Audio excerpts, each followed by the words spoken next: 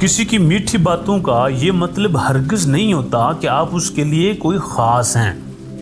بعض اوقات کبوتر کو کھلانے کی غرض سے نہیں بلکہ پکڑنے کے لیے بھی دانہ ڈالا جاتا ہے۔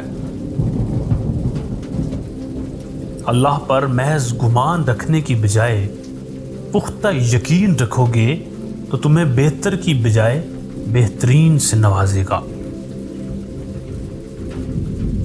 دلی سکون کی سب سے بڑی وجہ آپ کے قدم آپ کے اصولوں کے مطابق اور آپ کے اصول آپ کے دین کے مطابق ہوں۔ محبت نہ ملے تو ہم میچور اور مل جائے تو بچے بن جاتے ہیں۔ ایک بات تو طے ہے کہ محبت کرنے کے بعد انسان پہلے جیسا نہیں رہتا۔ جو آپ سے تنگ ہو اسے چھوڑ دیا کریں، اسے خود کو چھوڑ جانے کی زحمت بھی مت دیں، کیونکہ بوجھ بننے سے یاد بن جانا بہتر ہے۔ سب سے خوبصورت اور صاف زبان رویوں اور لہجوں کی ہوتی ہے۔ کچھ کہنا سننا بھی نہیں پڑتا اور سب کچھ سمجھ میں بھی آ جاتا ہے۔ اپنے جذبات کو قسطوں میں تقسیم کیا کریں، کیونکہ جب آپ کثرت سے نچھاور کرتے ہیں تو لوگ اکتا جاتے ہیں۔ تمہارا جمال، تمہارا حسن، تمہاری خوبصورتی، تمہارا جوانی کا نشہ، دولت کا گھمنڈ، تمہاری قابلیت کے چرچے، تمہارا ہنر، سب ایک دن ختم ہونے والے ہیں، تو غرور کس بات کا بچے ہے۔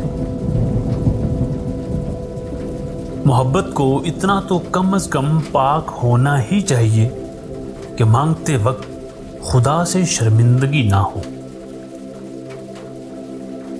زندگی کسی کی بھی آسان نہیں ہوتی، بلکہ زندگی کو آسان بنایا جاتا ہے، پیار سے، خلوص سے، اپنائیت سے اور سب سے بڑھ کر برداشت سے۔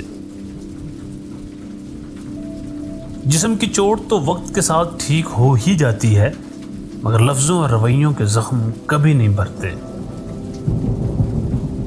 کچھ مرد اپنی محبت سے یہ ثابت کرتے ہیں کہ دنیا کا ہر مرد ایک جیسا نہیں ہوتا۔ ٹانگیں کھینچنے والے جب ٹانگیں دبانے لگ جائیں تو سمجھ جاؤ کہ دال میں کچھ کالا ضرور ہے۔ انسان ہمیشہ تکلیف میں ہی سیکھتا ہے، خوشی میں تو اکثر پچھلے سبق بھی بھول جایا کرتے ہیں۔ مجھے لوگوں کو پڑھنا تو نہیں آتا، مگر ان پر اعتبار کر کے سبق ضرور حاصل ہو جاتا ہے۔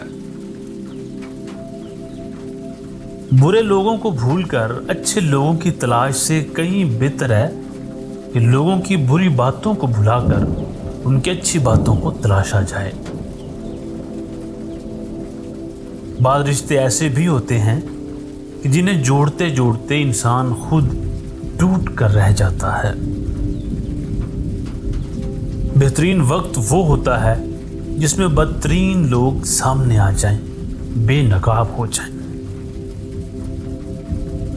اتنے خشک مت بنو کہ توڑ دیے جاؤ، اور اتنے نرم بھی نہ بنو کہ نچوڑ دیے جاؤ۔ ہم جو کرتے ہیں وہ کبھی ہمیں غلط نہیں لگتا، ہمیں غلط صرف وہی لگتا ہے جو دوسرے کرتے ہیں۔ اگر آپ کی آنکھ خوبصورت ہے تو آپ کو دنیا اچھی لگے گی، اور اگر آپ کی زبان خوبصورت ہے تو آپ دنیا کو اچھے لگیں گے۔ جس نے سکھ میں رب کا شکر ادا کیا، اس نے دکھ میں رب کو اپنے بہت قریب پایا۔ اگر حقیقی معنوں میں امیر ہونا چاہتے ہو تو ان 4 چیزوں کی وجہ سے کبھی بھی شرمندہ مت ہوں۔ نمبر 1، بوڑھے والدین۔